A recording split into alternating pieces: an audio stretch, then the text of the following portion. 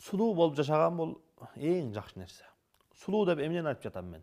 Сулуу деп адамдын тышкы келбетин, кийимини, машинасын, жашоосун эле эмес. Балким инсан жүрөгүнү, рухуну сулуу кылып жашаш керек экен.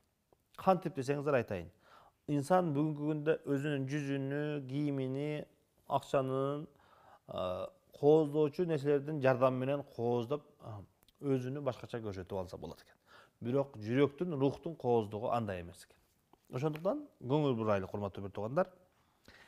Эгерде сенин рухуң сулуу болгон болсо, кооз болгон болсо, рухуңда кооздук ушундай Алла Тааланын берешендиги көрүнүп турган болсо, сен айлана чөйрөгүңдөгү адамдарга, коомчулукка алардын таакатынан көп, алардын чыдамдыгынан көбүрөөк нерсени аларга жүктөбөгүн. Өзүңүн бала чакаң, үй бүлөң, туугандарың, досуң, көчөдөгү адамдар кайсы жерде болбосун, алардын таакатынан сырткары аларга жоопкерчиликти жүктөбөгүн.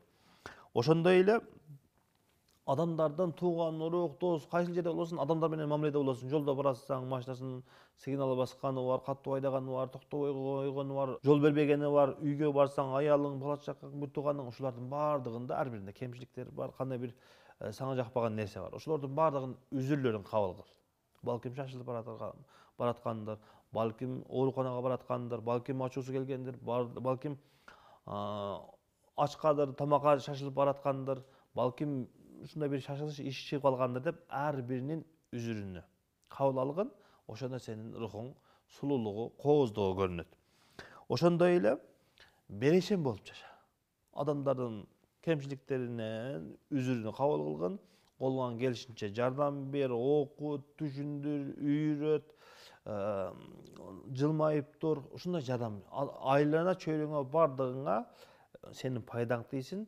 Алардан ар биринен ошол кылган жакшылыгыңдын кайтарымын күтпөстөн жакшылык кыл. Сенин рухуңдун, жүрөгүңдүн кооздугу ушул жерде көрүнүп турат экен. Эгерде сенин рухуң, жүрөгүң ушундай кооз болгон болсо, дүйнөдөгү бардык адамдар, жаныңдагы, чөйрөңө бардыгынын ушул сенин жүрөгүңө батса болот экен да. Эгерде ошол жүрөгүңдө, рухуңда кооздук жок болгон болсо, дүйнөнүн бардыгы колуңда болсо дагы эч нерсе батпайт экен. Ошондуктан жүрөгүбүздү, жан дүйнөбүздү, рухубузду ушундай кооз кылып жашайлык. Адамдардын табияты ушундай. Инсан ката кетирүүчү. Ар бир инсан ката кетирүүчү. Ошондуктан алардын кемчиликтерин кечире бир, аларды жаап жашырганга аракет кыл. Кандайдыр бир мүшкүлдө болгон болсо, мүшкүлдүн чечкенге, жардам бергенге аракет кыл. Сенден башка адамдарга жардам гана, жакшылык гана, жылмаюу гана чыксын. Ошондо сенин рухуңдун, жүрөгүңдүн кооздугу чындыгында иш жүзүндө көрүнгөн болот. Айлана чөйрөңдө бардыгын сүй, жакшы көрүп жаша. Аны жаман көрүп, буга көрө албастык кылып, буга душмандык кылып, ага душмандык кылып, буну менен соттошуп, аны менен ага жумандык, буга жумандык кылып, өзүңдү кыйнап, жашооңду, ааламдын бардыгын кыйнап не кыласың? Андан көрө эң жакшысы жүрөгүңдү, рухуңду ушундай кооз кыл, бардыгын кечир, бардыгын жакшы көр, кемчилик кетиргендерди дагы жакшы көр, жакшылык кылгандарды дагы жакшы көр, душмандык кылгандарды дагы жакшы көр. Алардын бардыгын кечир, ушундай бактылуу жашайсың.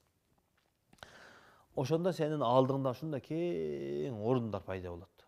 Кайсыл жака барсаң, келсең, отурсаң, турсаң, ушундай эркиндик, жүрөгүң тынч. Неге дегенде сенде кооздук бар. Жүрөгүңдө, рухуңда кооздук бар. Бардыгын кабыл аласың. Адамдардын, ар бир адамдын өзүнүн деңгээлине жараша жакшылыгы бар, сага кылган мамилеси бар. Ошонун деңгээлинде кабыл ал болду. Кандай болгон болсо ушундай кабыл ал. Кээ бир адамдар өмүр бою эсептешет. Кээ бир адамдар өмүр бою ушундай жылмайып жүрөт. Кээ бир адамдар өмүр бою ушундай жылмайып турат. Кээ бир адамдар мазактайт. Табият ушундай. Алардын табиятын ошондой кабыл ал, кыйналбайсың. Сенин жүрөгүңдүн, рухуңдун кооздугу ушул жерде көрүнүп турат. Ошондуктан урматтуу бир туугандар, жүрөгүбүздү, рухубузду кооз кылып жашайлы.